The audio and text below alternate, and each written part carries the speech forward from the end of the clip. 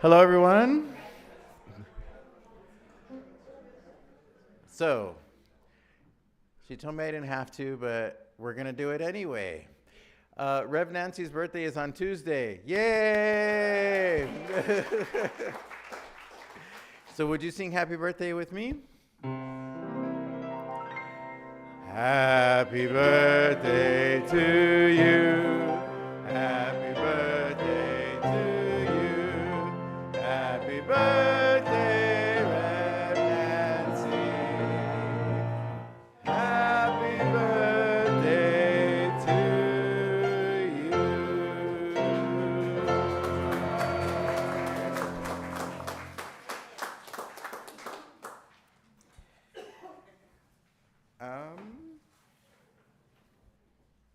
Our prelude today is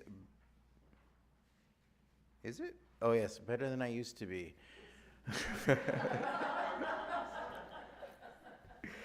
Enjoy. It has a good country flair to it.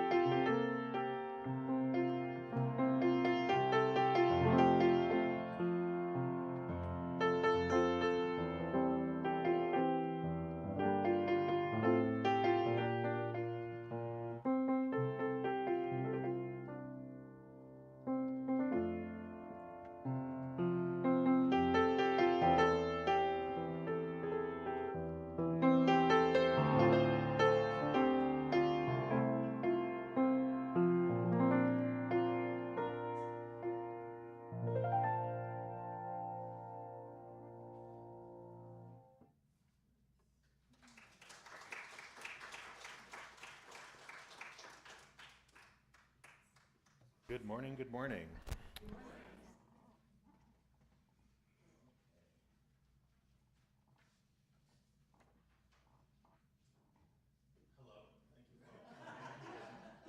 It was good the first time, so we're going to do it a second time.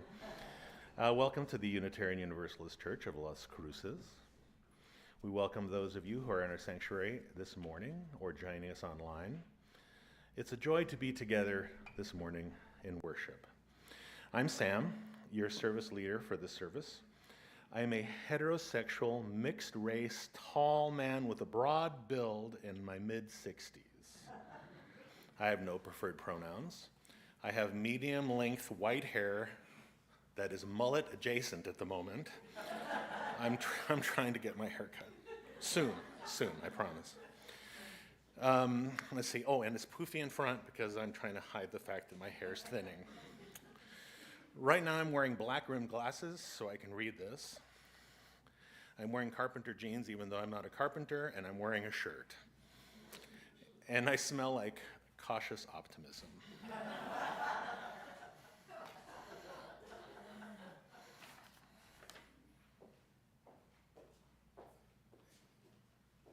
Buenos días, Iglesia. Bienvenidos a todos. I'm Kathy Cox, your service associate for today. My pronouns are she and her, Visually, I'm a white, average-sized woman, and my hair is longish, blondish, and straightish. And today I'm wearing a dark red and black lace dress and black shoes. A warm welcome to all our guests. Whether this is your first visit or your 100th, you are part of this beloved community. Whoever you are, whomever you love, wherever you're from, whatever your life circumstance, gender identity, sexual orientation, disability, documentation status, or spiritual path, you fit in here. Your story matters. Your presence is a gift. If you are new here, welcome. Please raise your hand and keep it raised until our greeters reach you, because they would like to give you a present. Please also fill out the visitor card located in the seat back in front of you, and you'll receive invitations to participate in our programs if you fill out your email address. You're invited to join us after service at coffee hour. Walk down the breezeway here. We would love to get to know you and allow you time to get to know us. If you have additional questions, join us in the lobby out there by the metal art piece right after the service. As we enter into this time of worship, lean into the joy, music, and movement of this multi-generational space. Now, let us greet our neighbors in warmth and welcome. We only have 45 seconds for it. Is the countdown up here?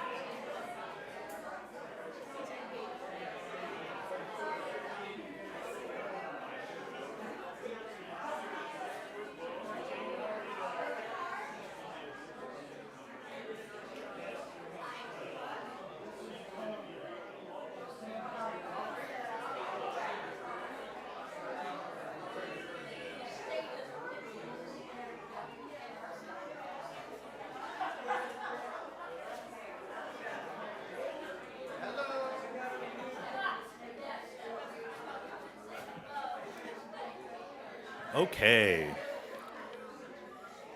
All right, here we are again. Time's up.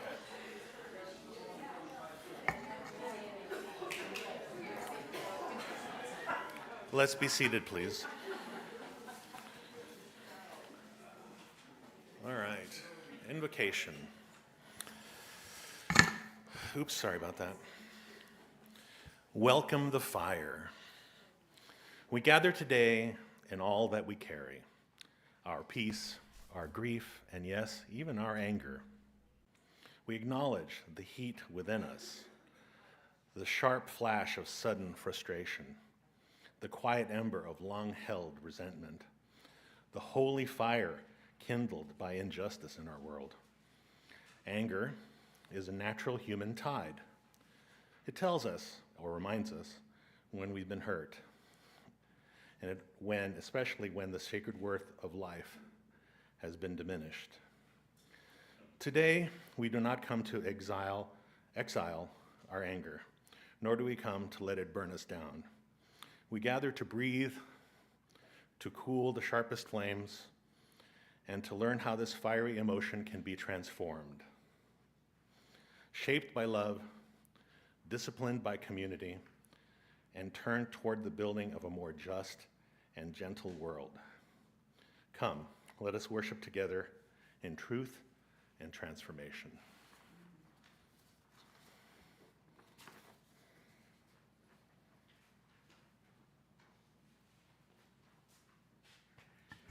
Good morning, church. My name is Eric Ramirez, and I serve as the director of music of the church. My pronouns are he, him, and el. Or you can call me by one of my nicknames. One of them? Smurf. Good. I may not respond, but Visually, I am a brown 5'9" Puerto Rican gay man, and today I'm wearing a white short sleeve button-down shirt with black, they look like brush strokes, like if I got attacked while my husband was painting the house. But I'm wearing brown pants, chocolate brown pants. This shirt is very soft, by the way. You cannot touch it right now, later. And black shoes. My hair is cut short on the sides. It's thinning. It's black and gray.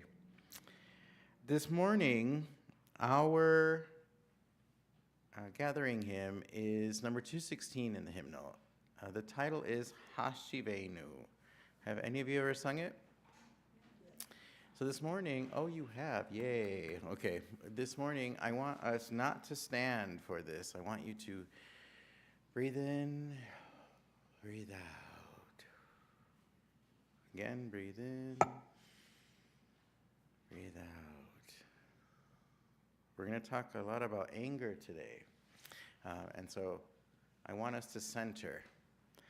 Laura will intone it, and then I will sing it through twice, and she's going to do the canon. And as you want to, you can join with me.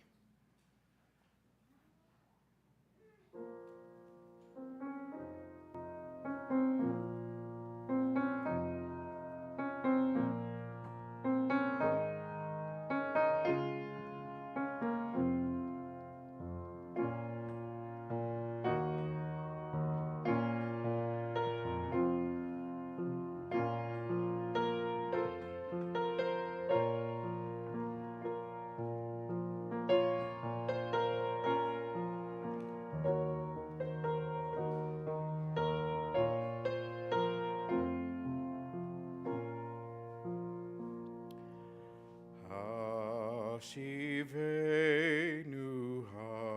Hashivenu, Adonai Elecha, Venashuva,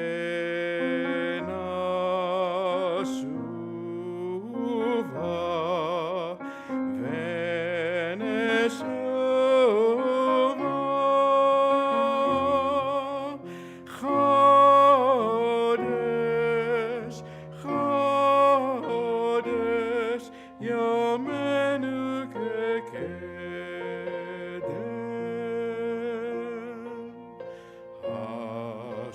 Hashivenu, Hashivenu,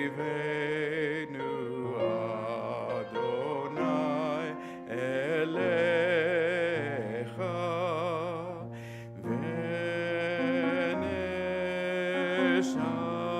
Veneshuva, Veneshuva,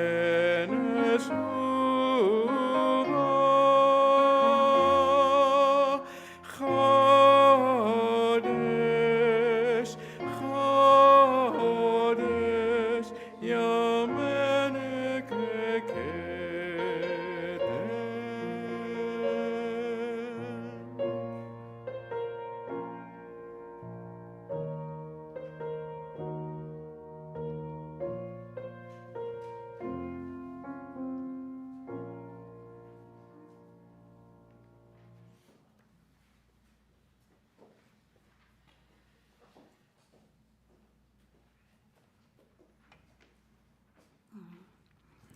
That was beautiful, Eric.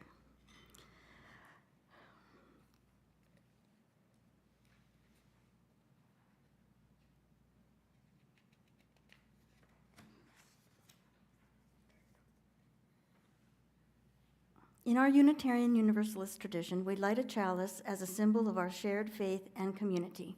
As Sam lights our chalice here in the sanctuary, we invite those joining us online to share in what chat you're lighting yours. We light this flame not to hide from our rage, but to let its heat illuminate what must change. Out of the chaos of our frustration, may this fire warm our resolve rather than burn our hearts. May the wisdom within this anger guide our hands toward justice and our spirits toward deliberate, loving action. And now, please rise in body or spirit and join me in saying our church's affirmation of covenant and singing the doxology in English and Spanish. And the words are on the screen.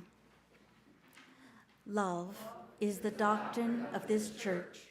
The quest for truth is our sacrament, and service is our prayer. To dwell together in peace, to seek knowledge in freedom, to serve others in community, to the end that all souls shall go into harmony with creation. Thus do we covenant with one another.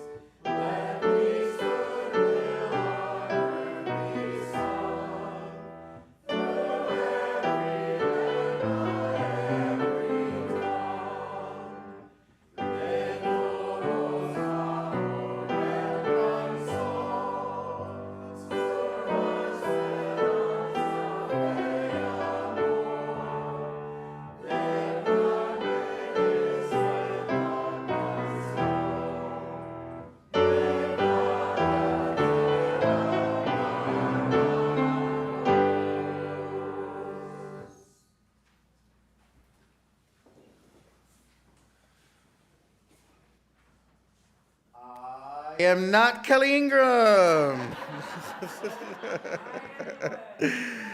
I try, okay. Good morning, church. Kelly, that was for you, okay?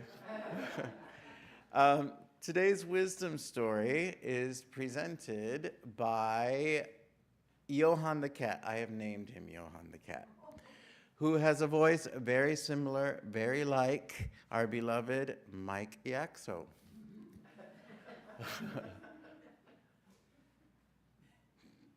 Good morning, church. No, I'm just kidding. You don't need to say it back because I'm not there and I'm not real. But welcome, Unitarian Universalist Church of Las Cruces, to today's wisdom story. Unfortunately, Kelly could not be with us today, so I will be joining you and reading the story for you instead.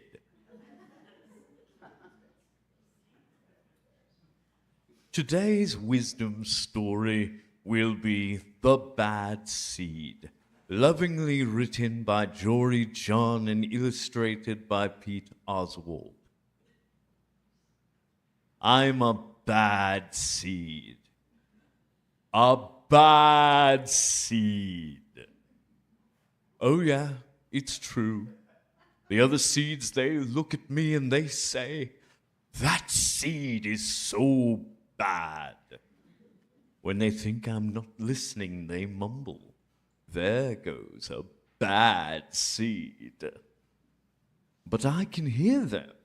I have good hearing for a seed. How bad am I? You really want to know? Well, I never put things back where they belong. I'm late to everything. I tell long jokes with no punchlines. I never wash my hands or my feet. I lie about pointless stuff. I cut in line every time. I stare at everybody. I glare at everybody. I finish everybody's sentences and never listen. And I do lots of other bad things too. Know why? Because I'm a bad seed. A bad seed. I just can't help it. Sure, I wasn't always this bad. I was born a humble seed on a simple sunflower in an unremarkable field. I had a big family, seeds everywhere. We were always finding ways of having fun. We were close. But then the petals dropped, and a flower dropped. It's kind of a blur. I remember a bag, and everything went dark. And then, a giant! I thought I was a goner. I thought I was done for. I screamed and I hollered, but at the last possible second I was spit out. I flew through the air and I landed under the bleachers with a huge thud. And when I woke up, it was dark outside. A wad of gum had softened my fall. I felt okay, but something had changed in me. I'd become a different seed entirely. I'd become a bad seed. A bad seed. That's right. I stopped smiling. I kept myself. I drifted. I was friend to nobody and bad to everybody. I was lost on purpose. I lived inside a soda can. I didn't care, and it suited me. Until recently, I've made a big decision. I've decided that I don't want to be a bad seed anymore. I'm ready to be happy. It's hard to be good when you're so used to being bad, but I'm trying. I'm taking it one day at a time.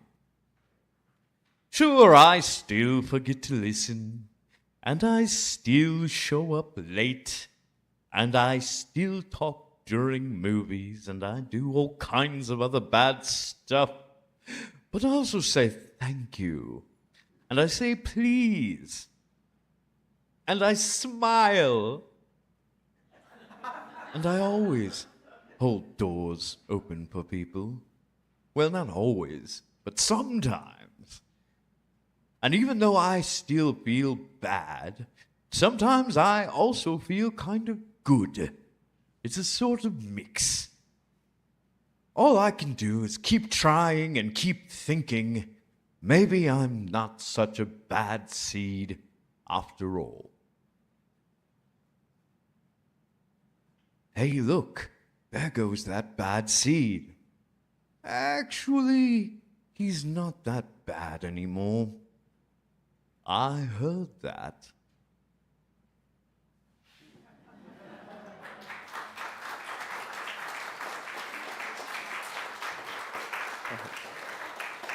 Thank you, Johan. That was very good. Thank you. In honor of our kids, if we'll sing the Children's Blessing through twice. Is there someone in the RE building? Yes. Okay. So we'll sing it through once, and then any kiddos or youth that want to follow out, you can follow through the second time through.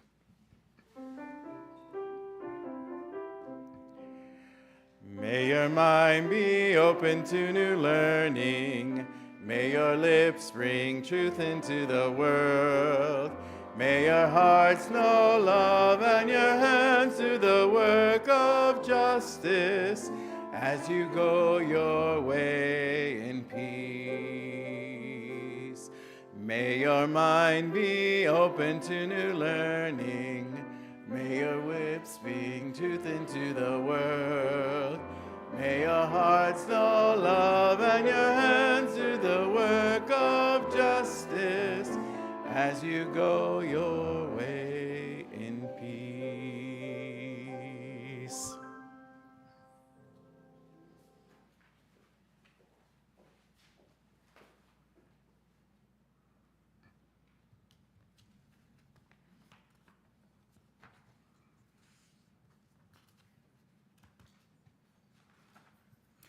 As we gather in this sacred space, we are invited to invest in our church's Change for Change partner or fulfill your annual pledge. Every contribution helps strengthen our community and extend our reach. This quarter, our Change for Change partner is La Piñon, whose work advocating and serving the sexually abused, provides needed services and support within this community. Through this partnership, we carry our values beyond these walls. You can give online, by mail, or by placing your gift in the basket. Every gift matters, and every gift makes a difference. The offering will now be given and gratefully received.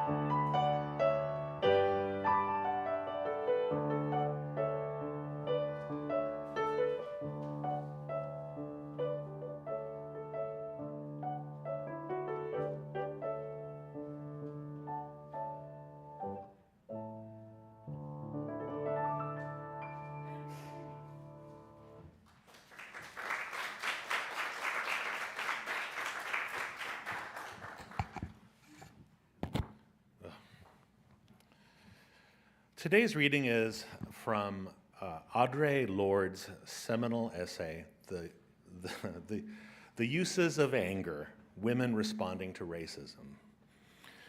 Every woman has a well-stocked arsenal of anger, potentially useful against those oppressions, personal and institutional, which brought that anger into being. Focused with precision, it can become a powerful source of energy, serving progress and change. Anger is an assertion of royalty, of human dignity. It is a response to the distortion of human possibility. Focused upon change, anger can become a powerful source of energy serving progress. Anger is expressed and translated into action and service of our vision, and our future is liberating and strength-giving act of clarification.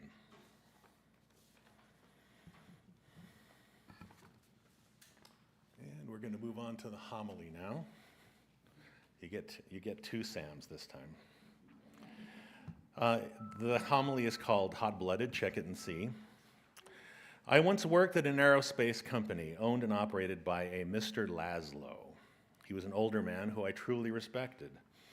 He was a taskmaster, though, and one of his habits that I hated was he'd get into work before me and corner me at the entrance and dump a long list of new tasks on me every morning, which completely threw off my planned day schedule and caused me to have to reschedule important meetings with clients.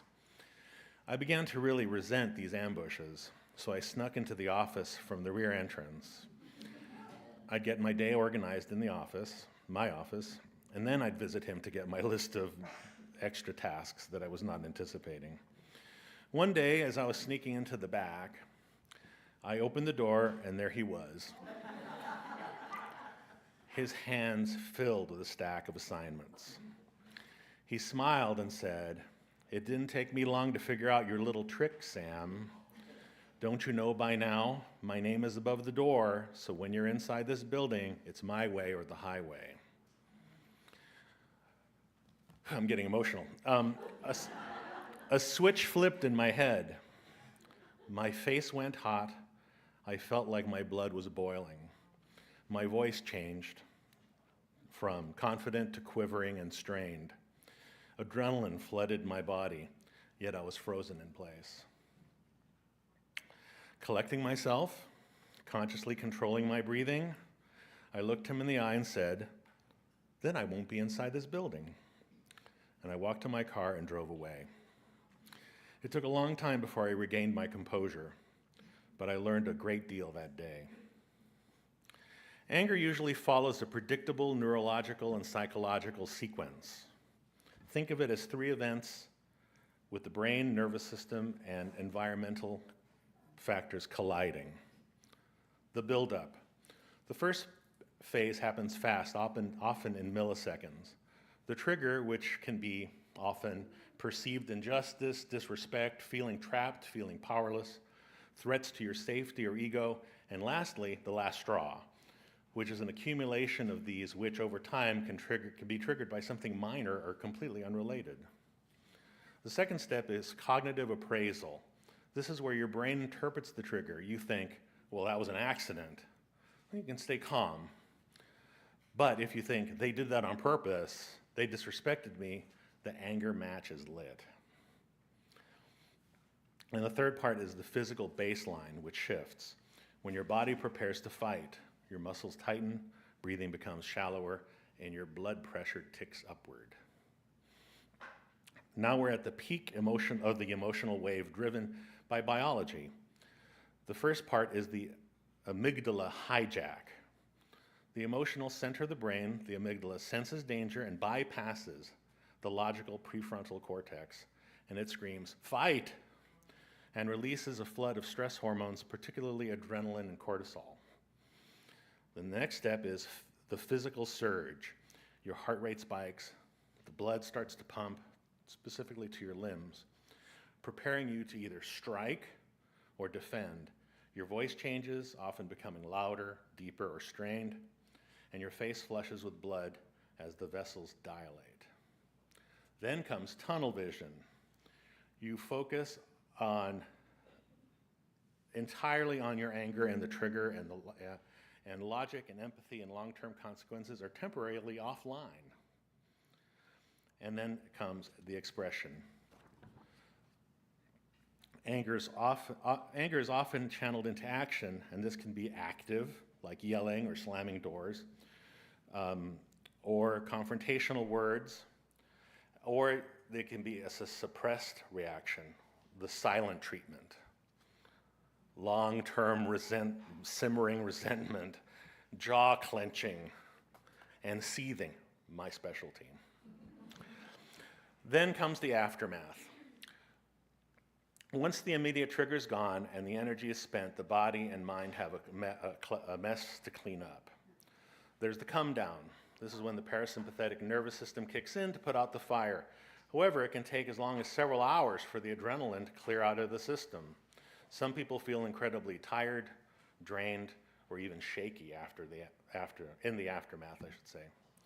Then comes cognitive reflection. This is when your logic comes back online again, and it often leads to 2 different paths. One is justification.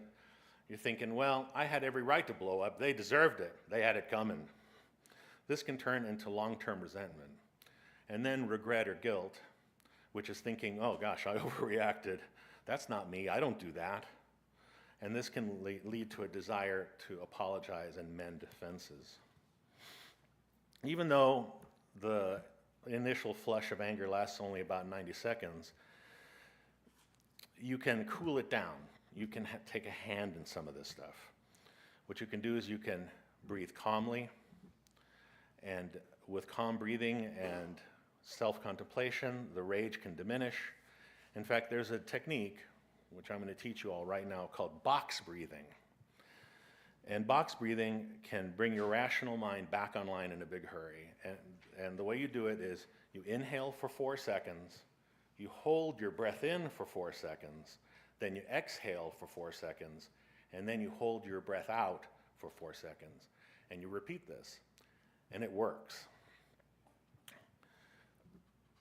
The next thing that you can do is you can take some of that rage and anger and put them into something constructive, like pulling weeds or cleaning the house, doing things you don't normally want to do, like take out the trash.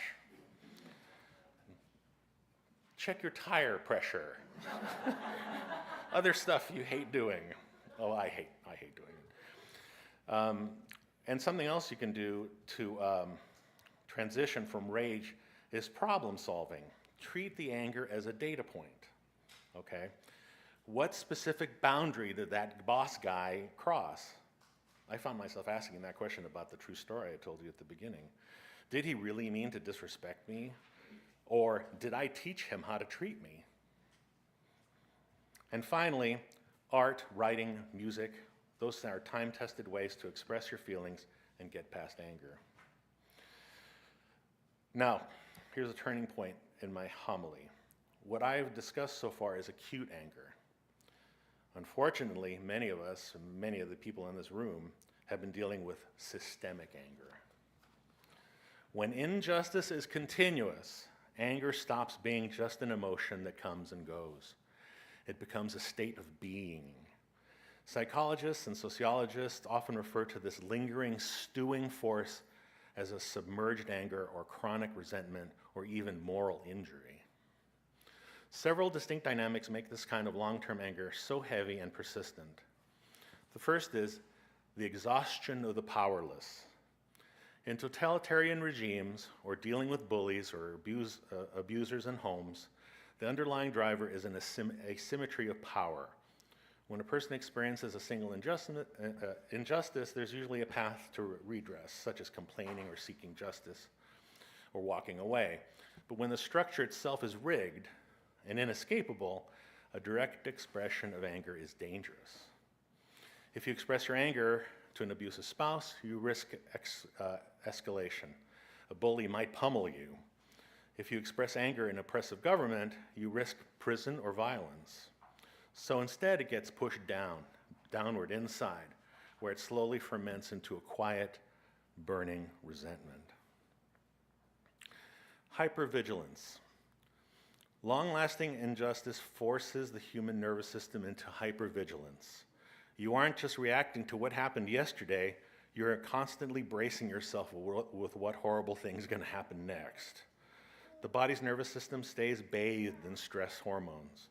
And over time, this transforms into a slow, low-grade, unending burn that drains a person's spirit and vitality.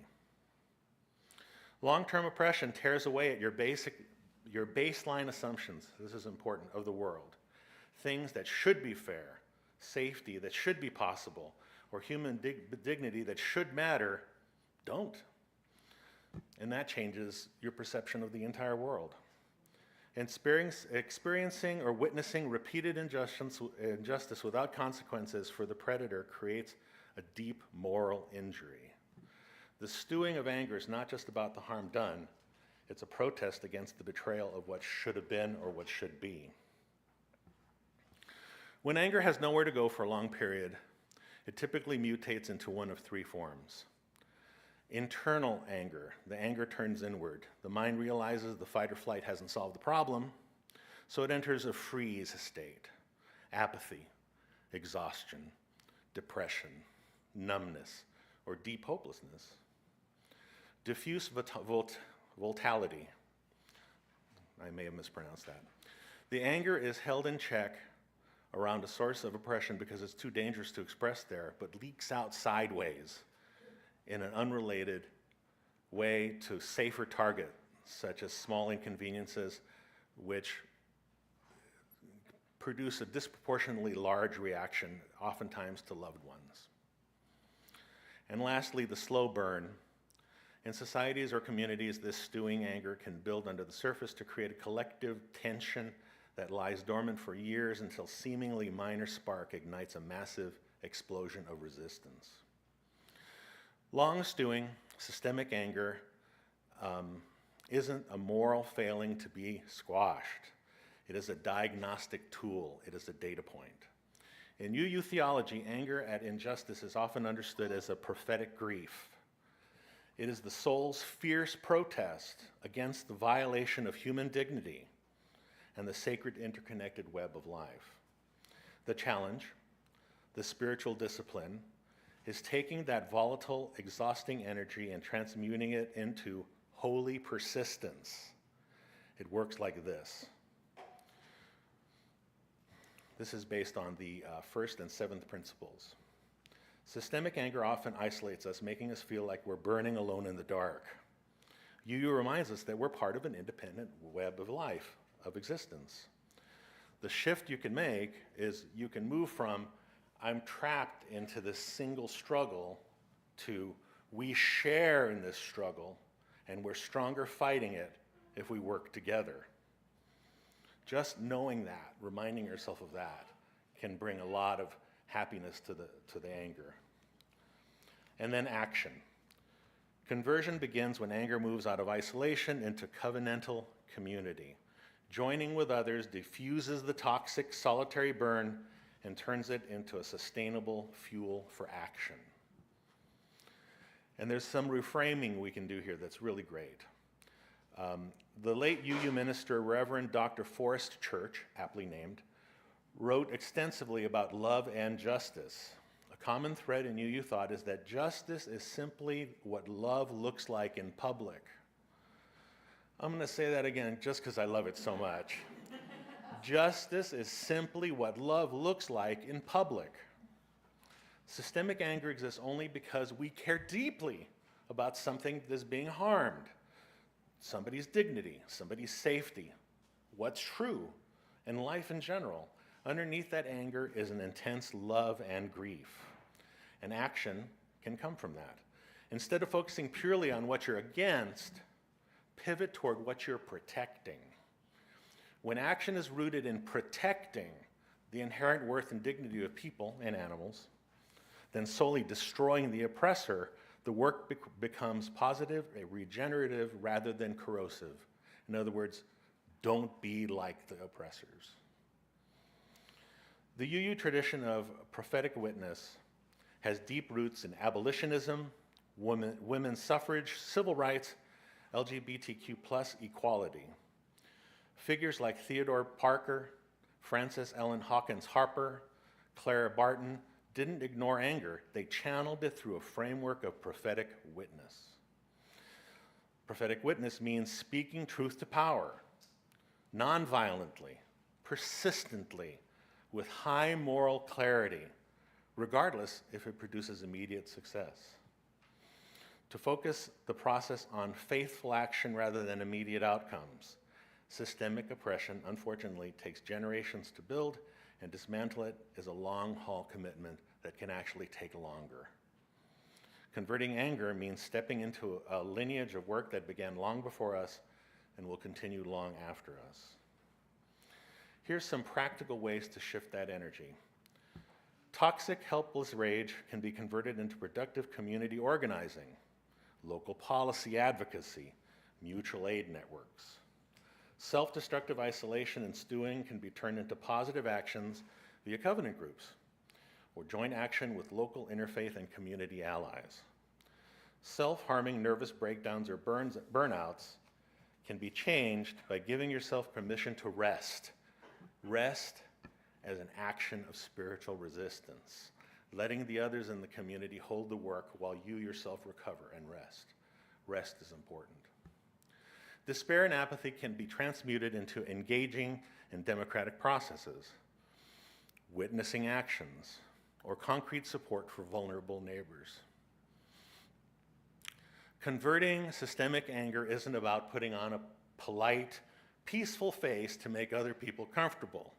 It's about organizing that anger into a steady, unshakable force for collective liberation. So, I promised I would do this without singing. So in closing, if you're hot-blooded, check it and see. Self-awareness will help you to see. Come on, baby, you can break anger's trance. When you're hot-blooded, hot-blooded. May it be.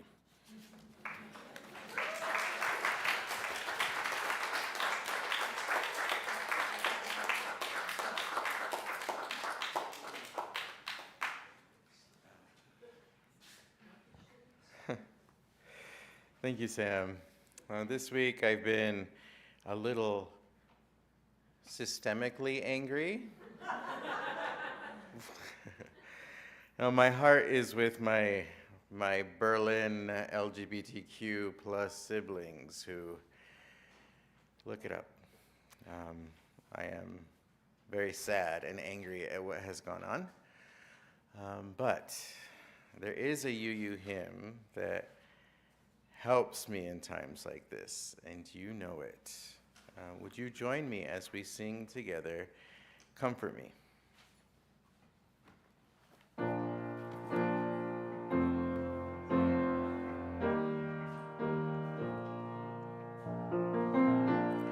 Comfort me, comfort me, comfort me, oh my soul. Comfort me, comfort me, comfort me, oh my soul.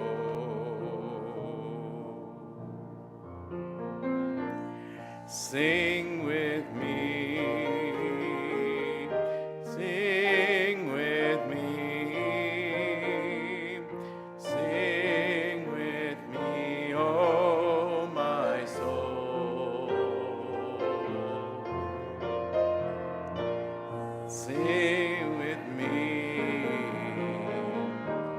sing with me, sing with me, oh my soul.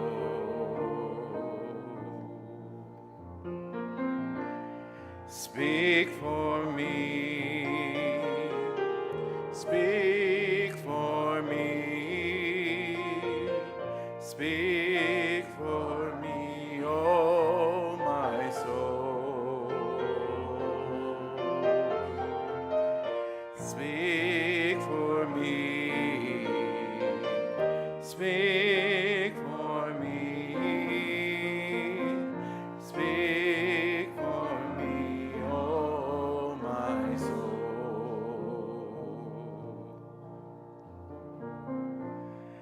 Dance with me, dance with me, dance with me, oh my soul. Dance with me, dance with me, dance with me, oh my soul. Comfort me, comfort me, comfort me, oh my soul. Comfort me, comfort me, comfort me, oh my soul.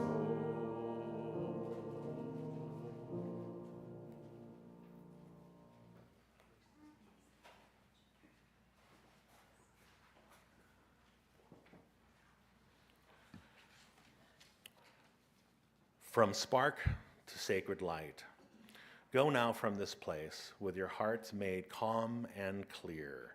When anger rises in you, pause and breathe.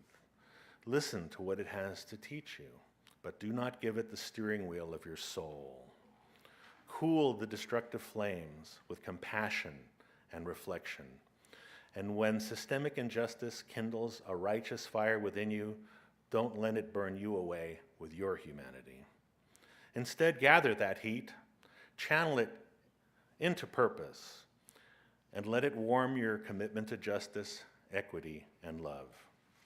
May your anger be transformed into a fuel for holy work.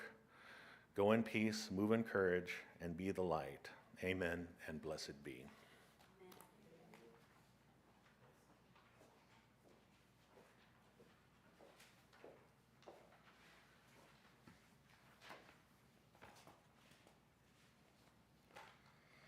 Please join me in saying the words to extinguish the flame. The words are on the screen. We extinguish this flame, but not the light of truth, the warmth of community, or the fire of commitment. These we carry in our hearts until we are together again.